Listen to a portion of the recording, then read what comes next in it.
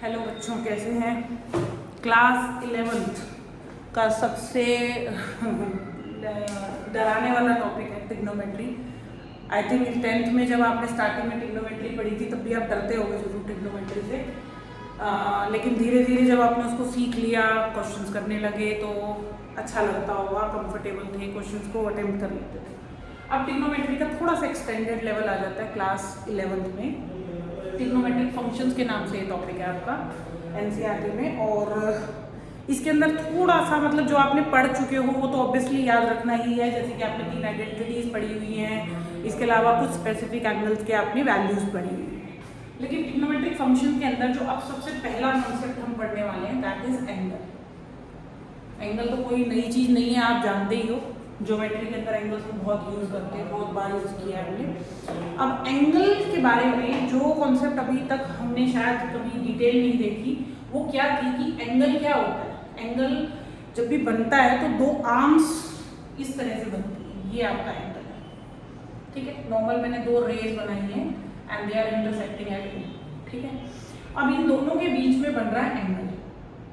कुछ इसी तरह से हम एंगल दिखाते हैं। तो आपने क्या देखा कि आपकी एक आर्म से शुरुआत हुई और ये दूसरी आर्म जो है वो ओपन हो रही है एंड मेरा एरो देख रहे होंगे, ये एरो मूवमेंट हो रही है नीचे से ऊपर की तरफ, मतलब एंटी क्लॉकवाइज। क्लॉकवाइज होता है ऊपर से नीचे की तरफ, नीचे से ऊपर है, ये एंटी क्लॉकवाइज है, ठीक है। एंटी क्लॉकवाइज जनरली हमारी मूवमेंट होती है एंगल्स की। फिलहाल जो मेरा डायग्राम है उसको देख के आप बता ही सकते हो ये एक्यूट एंगल है हमारा। थोड़ा सा इस लाइन को स्ट्रेट बना देंगे, कोई बात नहीं, बट हमने एक नॉर्मल एंगल बनाया जिसकी मैं मूवमेंट दिखा रही हूँ आपको भी। नीचे से ऊपर की तरफ मूवमेंट होती है जिसको हम एंटी क्लॉकवाइज मूवमेंट बोलते हैं, और इसी में हमारे एंगल जो अभी तक आपने पढ़ रखे हैं they are all positive angles, ठीक है। तो इस केस के अंदर ये है हमारा पॉजिटिव एंगल, इसको क्या बोलते हैं हम? Positive angle. लेकिन अगर इसी सिचुएशन के अंदर अगर हमारा ये आर्म है और एक आर्म नीचे की और हमारी मूवमेंट ऊपर से नीचे, अब देख रहे हो कैसी है? क्लॉकवाइज मूवमेंट, कैसी है? क्लॉकवाइज। तो इस तरह के एंगल को हम नेगेटिव एंगल बोलते हैं। ये कैसा एंगल है हमारा? Negative angle. सॉरी, लाइन लिख दी मैंने, एंगल, ठीक है। और ये कैसा है हमारा? पॉजिटिव एंगल, ठीक है। तो ये तो बात रही 2 एंगल्स की। इन एंगल्स के अंदर बेटा एक हमारी इनिशियल साइड होती है, मतलब देखिए जहां से मैंने शुरुआत करी, ये मेरी बेस लाइन थी जहां पे मैंने एंगल बनाना शुरू करा।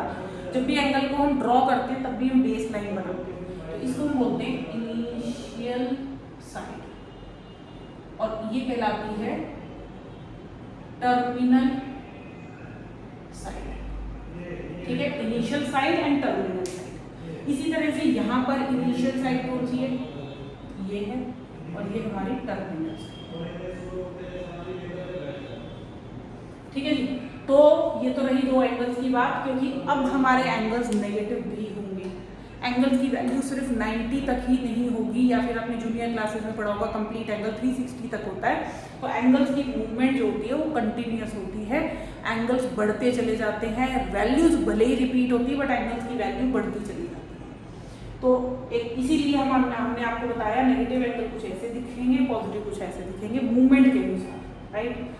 अब आता है कि इनकी जो सेकंड कॉन्सेप्ट आता है measures, measure of an angle. किसी भी एंगल को मेजर करने के तरीके, मतलब उसके यूनिट्स की अगर मैं बात करूं तो अभी तक एक यूनिट हम ऑलरेडी जानते हैं जो कि है डिग्री, ठीक है।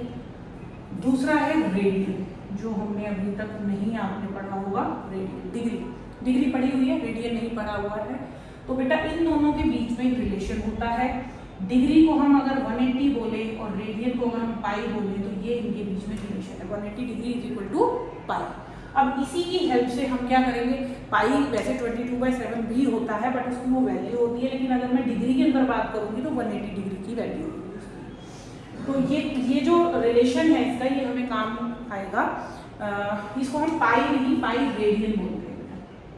ये पाई रेडियन है, मतलब एंगल जो है वो रेडियन की फॉर्मेट में जब होंगे तो उनमें कहीं ना कहीं आपको पाई नजर आएगा, और जब वो डिग्री होगा तो दिखेगा ही जैसा डिग्री होता है, उसके ऊपर डिग्री का साइन लगा होगा।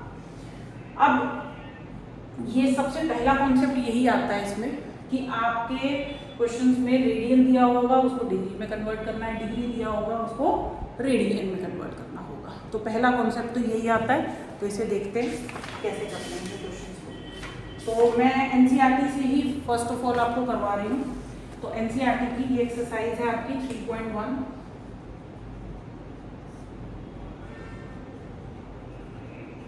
ठीक है, फर्स्ट क्वेश्चन आता है आपका क्वेश्चन नंबर 1 फर्स्ट पार्ट, जिसमें उन्होंने हमें डिग्री दी हुई है दैट इज 25 डिग्री। हमें इसको रेडियन में कन्वर्ट करना है। ठीक है, तो हम यहाँ पर यही कॉन्सेप्ट यूज करेंगे जो 180 इज इक्वल टू पाई का कॉन्सेप्ट है। तो हमारे पास कॉन्सेप्ट है 180 डिग्री किसके बराबर होता है बेटा, पाई रेडियन के बराबर। आप पाई को सिर्फ पाई भी लिख देंगे तो चलेगा, बिकॉज जब एंगल पाई के फॉर्मेट में दिखाई देता है तो हम उसको यही बोलते हैं कि वो रेडियन फॉर्मेट में है।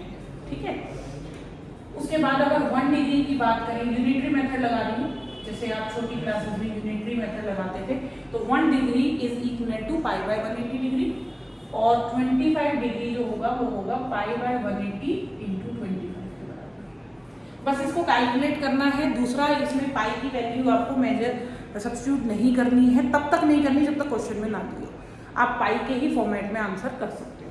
बस हम इसको कैलकुलेट कर देंगे 5 से, तो ये आएगा बेटा 5 पाई बाय 36, आगे लिख देंगे रेडियन। ठीक है, तो ये है आपका रेडियन में कन्वर्जन। अगर क्वेश्चन में पाई की वैल्यू दी हो तो आपको डालनी है, अदरवाइज नहीं डालनी है। ठीक है, दूसरा क्वेश्चन देखते हैं।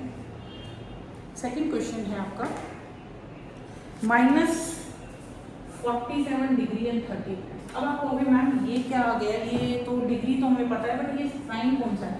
इसको बेटा मिनट्स बोलते हैं। मिनट्स आपको पता ही होगा। हम लोग डिग्री के अंदर जो है, ये जो डिग्री फॉर्मेट है, इस डिग्री फॉर्मेट में हम एक तो डिग्री यूज करते हैं। डिग्री से छोटा यूनिट हमारे पास होता है मिनट्स का, और मिनट से छोटा होता है सेकेंड्स। जैसे कि हम किसी लेंथ को कैलकुलेट करने के लिए पहले किलोमीटर, फिर उससे छोटा होता है तो मीटर, मीटर से छोटा सेंटीमीटर, फिर मिलीमीटर। तो यहाँ पर हमें बेसिकली यही 3 यूज करते हैं। डिग्री, अगर कई बार डिग्री फ्रैक्शंस में आ जाती है, मतलब डिग्री का 180 से काफ़ी छोटी पड़ रही है, तो उसके साथ एड ऑन, जैसे हम मिक्स फ्रैक्शन में दिखाते हैं, तो उस केस में उससे छोटा यूनिट हमें मिनट्स लेना है। और मिनट्स को जनरली हम दिखाते हैं इस तरीके से। देख रहे हो 30 के ऊपर एक छोटा सा डैश लगा हुआ है, और इस डैश का मतलब है कि हमारा डिग्री में अगर मेजर करें तो दैट इज 47 डिग्री, लेकिन उसके साथ एक मिनट्स भी है, मतलब एक छोटा सा पोर्शन और है। तो कोई प्रॉब्लम वाली बात नहीं है। कन्वर्जन जो करते हैं वो पूरा डिग्री को करते हैं। नेगेटिव साइन का कोई रोल नहीं है। एंगल नेगेटिव हो तो आंसर रेडियन में भी नेगेटिव ही आएगा। अगर क्वेश्चन के अंदर आपका आंसर पॉजिटिव है, मतलब डिग्री पॉजिटिव में दी है, जैसे कि इस क्वेश्चन में मेरा आंसर भी पॉजिटिव था, तो अब आपने क्या करना है, आगे नेगेटिव साइन का आंसर छोड़ेंगे 47 डिग्री। सबसे पहले इस मिनट को किसमें कन्वर्ट करेंगे, डिग्री। अब मिनट को डिग्री करने का क्या तरीका है, 1 degree is equal to 60 minutes होता है बेटा। 1 minute equal to 60 second. Second के लिए 2 डैश लगा देने हैं आपको, मिनट के लिए एक सिंगल डैश लगाते हैं। तो वही 60 वाला जो हम नॉर्मली टाइम्स में यूज करते हैं वही रहेगा। तो 30 मिनट्स को अगर मैंने 60 से डिवाइड कर दिया तो बेटा क्या बनेगा, ये डिग्री कन्वर्ट हो जाएगा। तो ये बना -47 डिग्री प्लस, इसको आप कैंसिल आउट करेंगे तो ये बनेगा 1/2। ये भी डिग्री है, डिग्री दोनों डिग्री है, तो हम इन्हें क्या कर सकते हैं, ऐड ऑन कर सकते हैं बाय टेकिंग एन एलसीएम। कितना हो जाएगा, 7 2 14, 94 plus 1 divide by 2 degree, which means 95/2 degree. Answer negative आ गया। ठीक है, अभी हमारा पूरा क्वेश्चन जो मिनट और डिग्री में दिया था वो पूरा का पूरा मिनट डिग्री में कन्वर्ट हो गया है। अब हम वही कॉन्सेप्ट लगाएंगे अपना। देखिए क्या किया था हमने, पाई बाय 180। आप इसे डायरेक्ट भी याद रख सकते हैं, मैं यहाँ पर लिख देती हूँ कि व्हेनेवर आपको डिग्री से किसमें मूव करना है, रेडियन में मूव करना है, तो क्या करेंगे, मल्टीप्लाइड बाय पाई बाय 180 से मल्टीप्लाई करिए, ये मल्टीप्लाई करना है। और अगर आप रेडियन से कन्वर्जन करेंगे डिग्री में तो उल्टा कर देना, 180 बाय पाई, इससे मल्टीप्लाई करना है।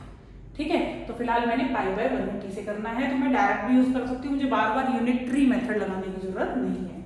तो ये आएगा -95/2 इंटू पाई बाय 180।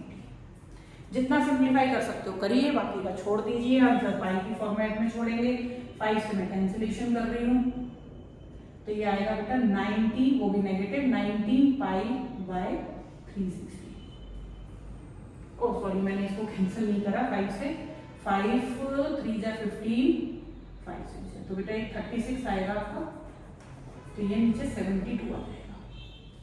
ठीक है, ये 72 है, तो आपका आंसर है -19/72 पाई। ठीक है, और भी छोटा करना चाहें तो कर सकते हैं। अगर क्वेश्चन में पाई की वैल्यू गिवन है तो आपको पाई की वैल्यू 22/7 डालनी है, अदरवाइज नहीं डालनी है, तो एज इट इज छोड़ देना है इसको। क्वेश्चन में डिपेंड करेगा, अगर क्वेश्चन के शुरू में ही लिखा हुआ हो तो डाल दीजिएगा, जैसे कि मैं इस क्वेश्चन में आपको डाल के दिखा देती हूँ। -19/72 है, पाई की जगह वही 22/7 डालना है, कैंसिलेशन करना है और यहाँ पर आपका आंसर रेडियन में आ जाएगा। ठीक है जी, तो ये आज हमने जो कॉन्सेप्ट पढ़ा एक बार अगेन रिवाइज करते हैं। एंगल्स हमारे दो तरीके के होते हैं, एक पॉजिटिव एंगल, एक नेगेटिव एंगल। पॉजिटिव एंगल में इनिशियल साइड से टर्मिनल साइड की तरफ हम एंटी क्लॉकवाइज मूवमेंट करते हैं, और नेगेटिव एंगल में हम इनिशियल साइड से क्लॉकवाइज टर्मिनल साइड की तरफ मूवमेंट करते हैं। दो तरीके की मेजरमेंट होती है एंगल्स की, एक डिग्री मेजर होती है, एक रेडियन मेजर होती है। दोनों के बीच में ये रिलेशन है आपका 180 = पाई रेडियन। डिग्री जो एंगल का एक डिग्री मेजर है उसको हम मिनट्स के बाद सेकंड्स भी करते हैं। जनरली सेकंड से छोटा भी कई बार आ जाता है, बट उसको फिर हम राउंड ऑफ कर देंगे, इससे छोटा यूनिट हम यूज नहीं करते हैं। 1 डिग्री = 60 मिनट्स होता है, 1 मिनट = 60 सेकंड्स होता है। ये हमने एनसीईआरटी का फर्स्ट क्वेश्चन सॉल्व किया है। 25 डिग्री थी, इसको हमने रेडियन में कन्वर्ट करा, ये मैंने आपको यूनिटरी मेथड बताया, जिसके अनुसार हमारा आंसर क्या आया है 5π/36। ये एंगल है, ये एंगल ही है, एंगल इस तरह के भी दिखाई देते हैं रेडियन फॉर्मेट में। दूसरा एंगल हमारा मिनट के फॉर्मेट में था, इसलिए मैंने अपना ये वाला कॉन्सेप्ट यूज करके मिनट को पहले कन्वर्ट करा डिग्री में, और फिर दोनों डिग्रीज को ऐड करके एक सिंगल डिग्री फॉर्मेट बना लिया, मतलब एक एंगल को कंप्लीट डिग्री बना लिया, चाहे वो फ्रैक्शन में ही आए कोई बात नहीं। उसके बाद आपको बाय 180 से मल्टीप्लाई करना है, क्योंकि हम इसको रेडियन में कन्वर्ट कर रहे हैं। उसके बाद सिंप्लीफिकेशन है, पाई की वैल्यू गिवन हो तो डालनी है, नहीं तो नहीं डालनी है। पाई में ही आंसर आप छोड़ सकते हैं, बस आगे रेडियन लिख दीजिएगा, क्योंकि एंगल का यूनिट डालना जरूरी होता है। ठीक है, तो इसी को आगे हम कंटिन्यू करेंगे, बाकी के क्वेश्चंस भी एनसीईआरटी के मैं सॉल्व करके दिखाऊंगी आपको। एंड आप कमेंट में जरूर बताना कि आपको कौन से कॉन्सेप्ट में अभी भी दिक्कत है। हम धीरे धीरे ट्रिग्नोमेट्री को पूरा वीडियोस के थ्रू क्लियर करेंगी मैं आपको, और आप अपने जो भी डाउट्स हैं या पर्टिकुलर कोई भी क्वेश्चन जो आपके एग्जाम में आया हो और जिसको आप डिस्कस करना चाहते हो मुझे जरूर भेजिएगा, मैं उसका सोल्यूशन बनाकर आपको भेजूंगी। Bye, take care.